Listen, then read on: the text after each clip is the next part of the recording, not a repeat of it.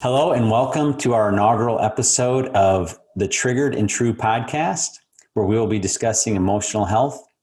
And this first podcast marks the beginning of a journey where we will be going through a process of discovery, and it's going to be a lot of fun. So before I go any further, I'd like to introduce myself. My name is Brian Friese, and I will serve as the moderator and also as a case study and guinea pig for Laura Duncan, who is sitting across from me, or I should say across the country from me. And she is a renowned emotional health consultant living in Redding, California. So hello, Laura. How are you doing today? I'm doing great. All right. So why don't we start off by you just sharing a little bit about yourself, and then we'll talk a little bit more about how you got into doing what you do. I've been doing this type of work for about 7 years now. I am a single mom of 4 kids. Unfortunately, my husband passed away 10 years ago, and I figure I'd just open up by sharing that information, even though we'll probably get more into it later on in some other episodes. But that's part of my life story. I have gone on quite the journey with this because even though I've been working with people for the last 7 years, it's been obviously an ongoing journey for many more years than that. Well, that's a little bit of Laura's background. My background, I met Laura about 2 years ago. I've been a client. I'm not a patient, and we'll get into what Laura does and why I'm not called a patient here in a little bit. I've been a client for 2 years, and I'm really excited to be able to bring so much of what I've learned to other people through this podcast and get more exposure to some of the things that Laura does and what she teaches. So I would like for you, Laura, to first start off by explaining a little bit the name, Triggered and True.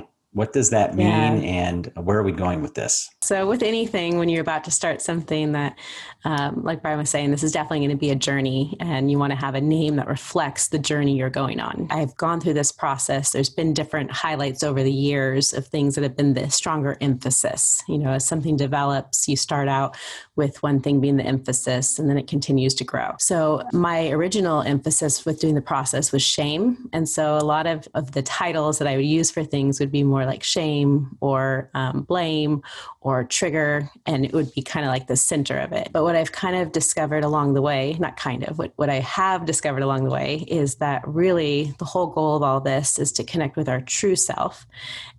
But in order to connect with your true self, you have to walk through your trigger. So when we were coming up with a name, I wanted to have a name that reflected not just the process of your trigger, but also leading you to kind of the end goal in this whole journey. And the end goal is your true self. So Triggered and True is just a simple kind of rhymey way. It seems like it would actually like stand out to emphasize both the triggered self and the true self that we'll be walking through this process. And we are calling this a compassion method workshop, or podcast, I should say. Can you explain a little bit about the compassion method? So it's an interesting conversation piece when people always ask you, what do you do? And then trying to explain it. But I think I've kind of got it into a nutshell that I can explain it quite easily. So because I'm not a licensed therapist or counselor or psychologist, I really emphasize that to people because that's not what I do. And so a lot of times people will jump straight to, oh, then you're a life coach. If you're not a counselor, then you're a life coach. But I'm also not a life coach because a life coach is process. I know it can vary from person to person, but what a life coach is they're going to kind of hold your hand and they're going to kind of coach you, encourage you through the process. And it's not that I don't want to encourage people through the process, but what I'm doing is what I call a life consultant, which means that I'm consulting people's lives like a business consultant would consult a business. So I come in and meet with people and be able to see how their system works and find out the areas that their system's not working and help them be able to get their system to be able to work as I'm a facilitator to that process. So it's a lot more independent where people are responsible more for their own process and they're working through homework and practical approach to be able to figure out what their life needs to look like. And I really personally enjoy that because the more you do for someone, the more dependent they are on you. And so a lot of people are dependent on counselors and coaches because they feel like if they talk to them, they're going to help them get to where they need to go.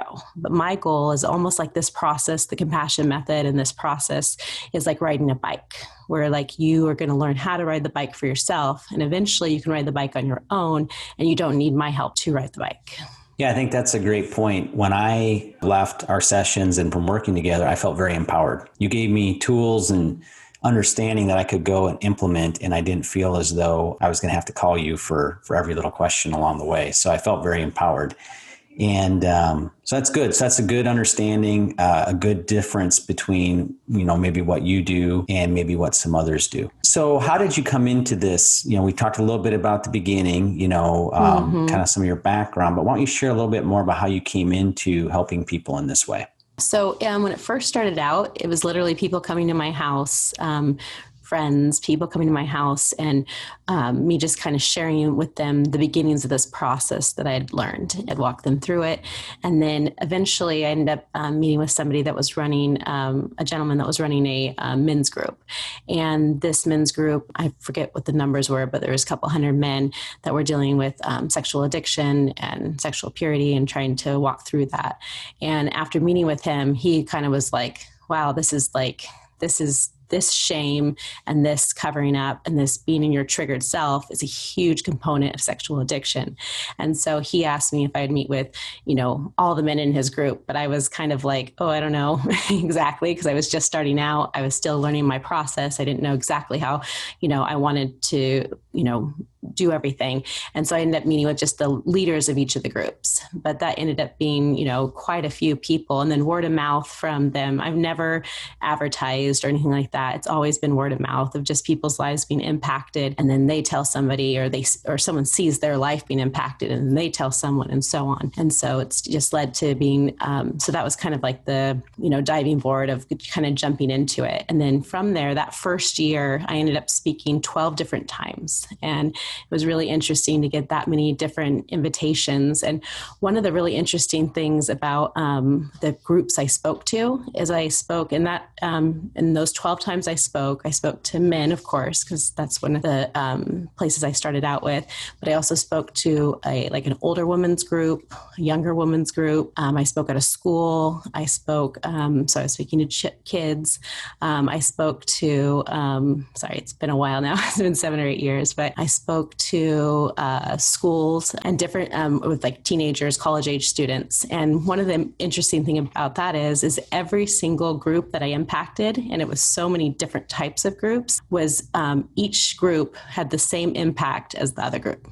Where a lot of messages or a lot of things can be kind of gender biased, or they can be, age biased, or they can not even biased, but they can be emphasizing so that a certain age or a certain gender or a certain group of people will be more comfortable with it than another group. But it was really adaptive to all people. That's cool. I would agree from the times that I've spent with you in the different groups that I've been with in when you spoke. Yeah, definitely. There's a wide range. And I think as a guy, sometimes when I think of emotional health, and especially the way I was raised, that this was more of a feminine thing. So I had a lot to learn that emotions are not gender specific. No, they're definitely not. Men are every bit as emotional. And I think it's just the way we've been trained. Men have probably been more trained to compartmentalize and press it down. Yeah. And on a practical level, I started out in coffee shops because, like I said, I was meeting in my home, but then I didn't really want to invite people I didn't know into my home, because we first started out with just friends of friends. And then it went to people that I didn't know. And I'd be in coffee shops with grown men, and they would be snot crying in a coffee shop. And you'd think like they would be embarrassed, or they wouldn't, we live in a small, big town where a lot of people know people. But I think the impact of what I was sharing with people and the processes walking through, they didn't even care. They would just be completely, weeping in a coffee shop. And thankfully for them and for future people like yourself, I did end up getting an office, and I started out doing 2 days a week. Then I went to 3 days a week, and then I went full time. And so it definitely was an evolving process that didn't just start out with, I'm going to become a life consultant and meet with hundreds and hundreds of people. It started out really small, and it just grew from there. Very good. Cool. Well, why don't you share a little bit of the foundation of your consulting approach? When somebody first walks into your office, kind of where do you begin? So if you were to first come into my office and sit across from me, one of the main things I start with is you don't need to be fixed. Everyone that's coming in, not everyone, majority of people that are coming in because they have a problem that they need to be fixed. But even more so, if you kind of dig into it a little bit, it's not just they have a problem that needs to be fixed. In some ways, they believe they are the problem in that area. and they need to be fixed. And you don't need to be changed. My belief in this process is that you're covered up, that we all have pain and we have unmet need that covers us up and doesn't allow us to be able to be who we truly are. So instead of trying to fix the external circumstances or the symptoms that cause us to come in to meet with me, I end up focusing on who are you and being able to help bring that out. And then from who you are, what is your pain? What is your need? What is causing you to trigger that we want to uncover and explore so that you can reconnect with yourself? Absolutely. Yeah, I can relate to that because when I came in, I felt very broken. And that reinforces shame when we feel that. Yep, it definitely does, because shame says what you do is who you are. And so it makes you feel like whatever is going on in your life that you're doing is a reflection of you being broken, needing to be fixed. Something's wrong with you. And there's nothing wrong with you.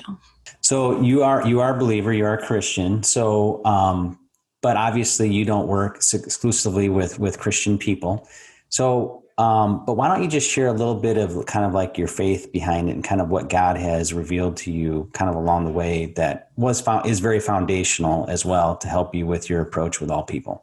And that is an emphasis that I have, that if you're listening and you're not a Christian, this is by no means going to disqualify you from getting a lot out of this podcast. I've worked as effectively, sometimes even more effectively with non-religious people because there's an openness there that sometimes isn't there when you're in a religious mindset. And so I'm a huge fan of Christianity and God and, that whole religion, but I'm also love to have people from all different belief systems to working with them. So, but from a religious point, because I do believe in God and God is a center of this process.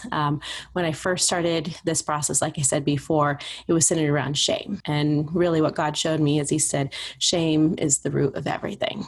And it didn't really make sense because I didn't understand what shame was and I didn't understand how it worked in our life. But once I started to unpack that, and I think we'll probably end up getting into that later on in more detail. But once I connected with shame, I realized that we are so connected to what we do or don't do in religion that it keeps us from being able to be what I would say back in the garden, like Adam and Eve. And Adam and Eve didn't have good or evil. They didn't know shame. And so what would happen is they would just be with God and God would just be with them. And as far as reconnecting with God in this process, that's my goal, to help people do that. And one of the main things that keeps people from connecting with God, whether you're religious or non-religious, is the representations we've had of our caregivers, of how our moms and our dads were able to be there for us, is going to show us and potentially keep us from being able to connect with God.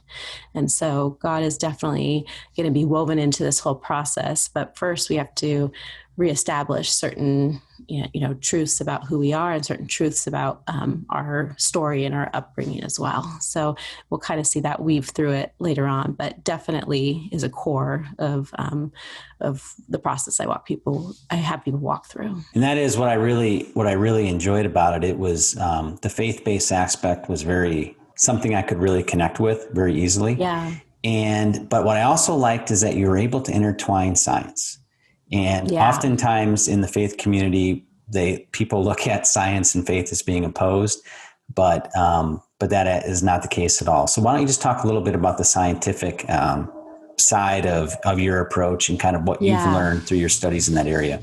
As I was studying what shame is and how it works in our life, I read about 7 books on the brain during that same time. And to be honest, I actually didn't know that they were connecting. I just was really intrigued by how shame affects us. And then I was really intrigued by the brain. And then as I was reading and just getting revelations of those different things, they started to kind of merge together. And then I started recognizing how much shame plays into how our brain wires and how it shuts down and how it triggers. And so one of the biggest if I have to simplify, because if you get into brain study, it gets very complicated and gets very huge words that we start to lose kind of the basic concept of how our brains work. So really, in a nutshell, when we are shut down because of pain and because of unmet need, our brain actually goes into a fight or flight. And our amygdala is engaged and it causes us to shut down our sophisticated adult brain. And that's why a lot of people get stuck even when they're reaching out for counseling or therapy or different types of help, because they don't realize that they're in a triggered state and that their brain is actually causing a fight or flight reaction. And so what I would help people do is recognize, how is your brain working right now? They'd say, well, I'm just freaking out right now. And I'm like, you are not freaking out. You have a sophisticated brain that's developed and can reason and think and strategize and have solutions and options. But when you're in a triggered state, when your brain is in the amygdala and in that fight or flight, you aren't able to access that part of your brain. So really being able to differentiate on a neurological scientific level the difference between how our brain is when we're triggered and how our brain is when we're in our true self. And we will be unpacking so much more of that in future. I know it kind of is a little bit hard because I'm like pressing on it. I'm like, oh, I could go off in this direction. I could go off in this direction, but we're just we're doing an introduction. But believe me, this, like I said, this is a journey. We're not going to learn it all in one episode for sure. And, but I would like to ask one other question. And that question is there any consistency to the type of problems or people that you meet with face? So I would actually say that, going back to how I started out when I was speaking to so many different genres of groups of people, is this impacts all people. I've had people that are successful businessmen coming in. I've had people that are religious leaders. I've had people that are stay-at-home moms. I've had, children. I've worked with in schools and taught kids for years, and seeing all those different types of people. The similarity or the consistent thing that I see is all people experience pain.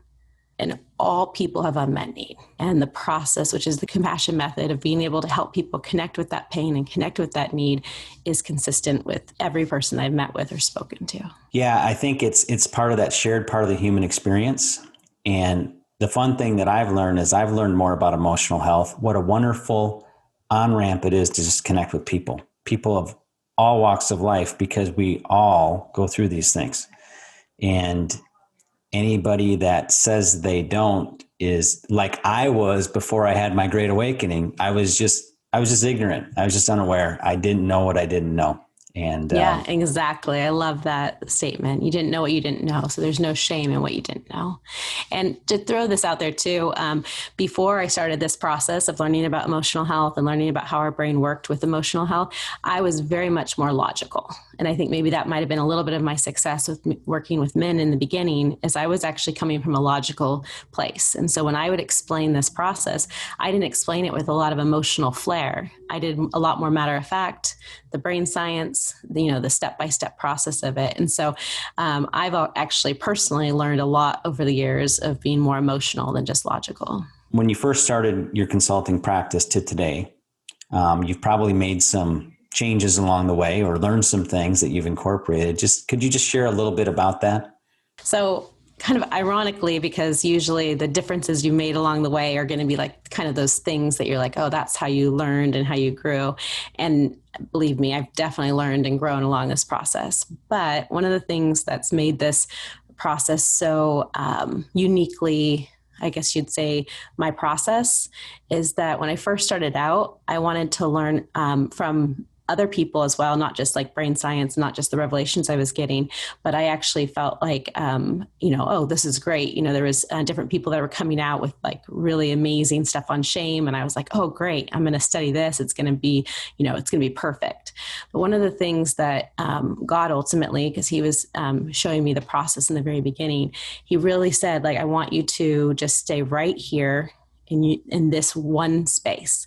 Like, don't do anything else. There's lots of other great things going on in the world. And even today, there's lots of great things going on in the world as far as emotional health. It's developed so much. But what I did is I stayed right in the process that I was learning, and I would do the exact same thing with every single person. And it would have some moving pieces. So like if you thought of it like 6 or 7 moving pieces that I would move around depending upon where the person was at and what they needed to learn and what they needed to grow in.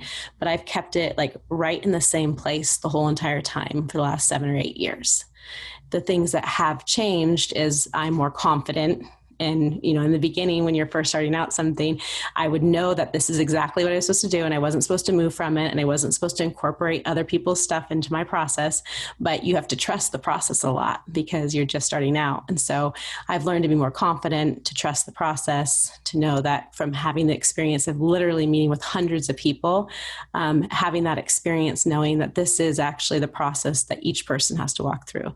So ironically, I haven't changed anything. I've more grown in my confidence and, just the ability to be able to apply it more effectively and smoother and more efficiently. Your belief grows over time. Yeah, Absolutely. exactly. So that's definitely grown, but the actual process has stayed the same through the whole entire time.